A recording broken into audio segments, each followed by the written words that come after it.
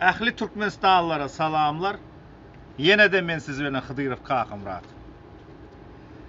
Aziz adımlı Türkmenistanlılarım. Şu Türkmenistan'ın hökümete yakın YouTube resursunda video çıkarıptırlar. DVT с Талибаном братья навек deyip. Men aşamkı çıkışım boyunca. Oho, men aşamkı çıkışımda da aytdım men DVT'de men yok deyip. Bundan 2 ay mı 1 ay mı 2 ay mı 1,5 ay toşnu var. Men o tayda aytdım. Men DVT'den çıktım deyip.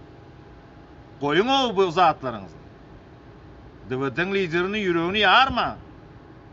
O zaman bir zat olsa meni günahkarlarsınız. Özünüzden boynunuzu günahınızı ayırın. Bu birinciden. Aziz adamlı Türkmenistanlılar. Ne mi deyin ben size? Men akşamki çıkışımdan son Orus diline çıkış ettim. Şu talipler öz eline aldılar deyip. Hükümeti. Afganistan'da.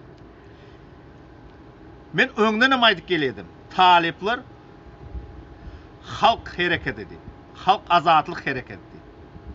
Azatlygym aziz adamly Türkmenistanlılar. Yarak bilen alýarlar.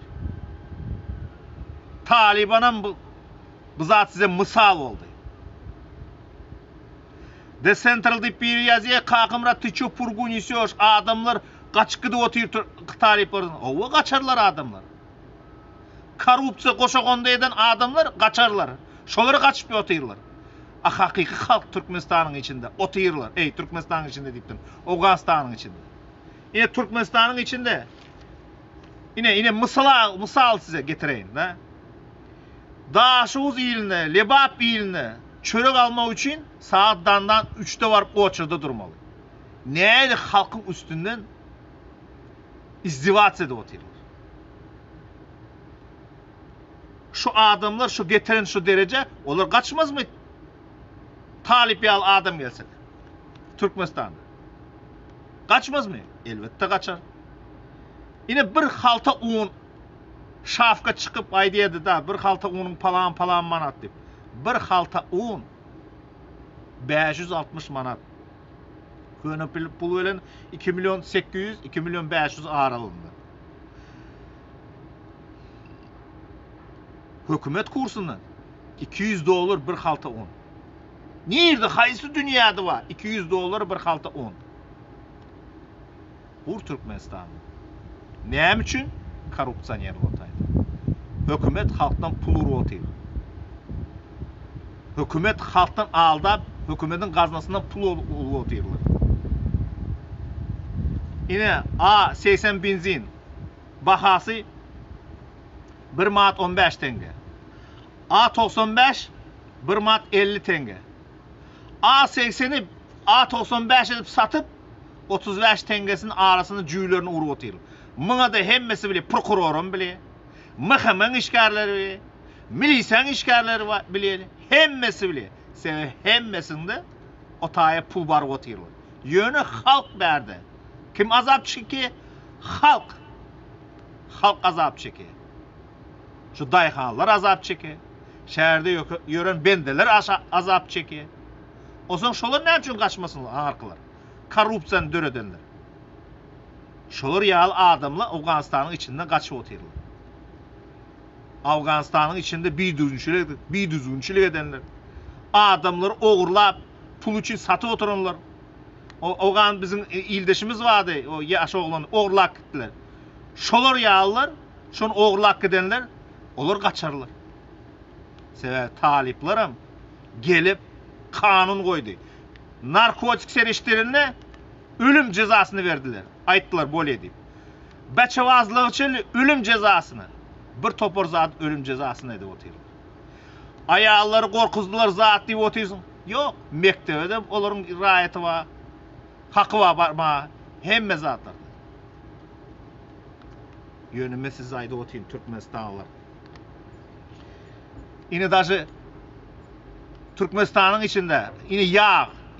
Biliyorsunuz mu motorda ulun yine, motorne maslı diye. Onu zapravkanın üstünde satmalı. Yönü şu yağ geliyor, şu Lebap, Marı velayetleri, Daşoğuz'a da gelendir şöyle zaten. Yani şu malumat mali var velayetten neme öyle geldi Mar'dan. Şu yağlar telekeçilerin üstünde satıp otururlar. Neçe bazıların adamları. Ulu bahadan, yukarı bahadan. Avtolukçular, köleği sürüyenler olur yine kim azap çeker? Olur azap çeker. Neyim için şöyle zat oldu? Yine Könürüş ben aytdım önkeze neme diptin? Yanlışıptın. Könürüş adiyalın, prokuraturun opşi adiyalı Muzraev deyip biri var, Serdar deyip. Hazır yakında 17'sinde ertir toyu var. Bahanalar kutlayın aşın. Toyun kutlu olsun sen. Yönü sen toyunda çıkarın naharın ne alet olsun sana. Neyim için? Sebep daşılın telekeçilerinden hem halkın göz yaşını pulunu sıkıp alayan oğlu şoların pullarından sen toy edip otuyorsun.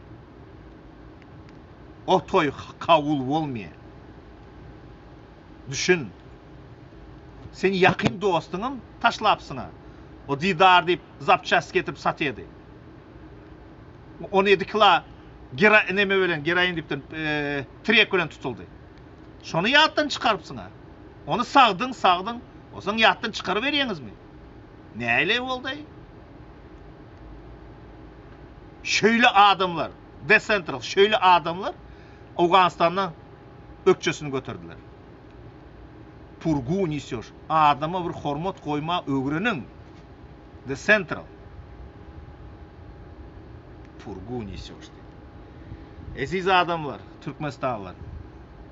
Yine hükümetin nämesi yine bir resursu var. Şafka Şıkıyev.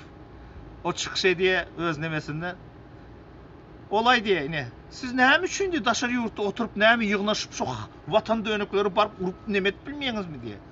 Urup bilmeýäňiz diye aytdı da. Uje näme şu taýda uje terrorçylyk. Yeterdämi o konsulun içinde o Sadık Karga diýme o boynu alana hazır. O ayal maşgala çıkıp boynu aldırar ýaly etdi onda suwutnamasy bar eken o taýda. 7 sanım 6 sanım oğlun çıkıp duran nemesinden, Fort Transit'inden. Yönü yeterdämi şu taýda sizin konsulun işgäril adamları yığnap sparsmenleri Türkmen raýatlaryny basyş etme, bıçaklama. Yeterdämi? Bular yine çıkıp yine üstüne boyup oturýarlar. Yine çıkıp adam kuşkurdu oturýar bu Şafka Şıkıyev. Ey Şafka, sana o ayal maşgala aytdy. O ayal doğunumuz aytdy Türkdäki. Sana sorak koýdy. Bir jok soragyda jogap bermedin. Sen haýsy ýerde okudun diýip. Haýsy näme bir topar sorak. Men sana sorak koýdy. Sen hemmesine gep tap çıktın. Hemmesinin öýüne mihman oldun, esen tanışýaly. Maşgalalar näli? Maşgala bolmaly diýip. Sen öz maşgalaň bardy bir video et. Öýüň bardy, öýüň görköz. Näli? Mene öýüme bardın sen. Men dogulan öýüme bardım. Utanma. Mecbur ettin men ağını gardaşlarymı video etme. Sen öz öýüň görköz. Maşgalaň bardygyny görköz. Men inanýan sen ýal adam bilen bara hiç kim ýaşamajak.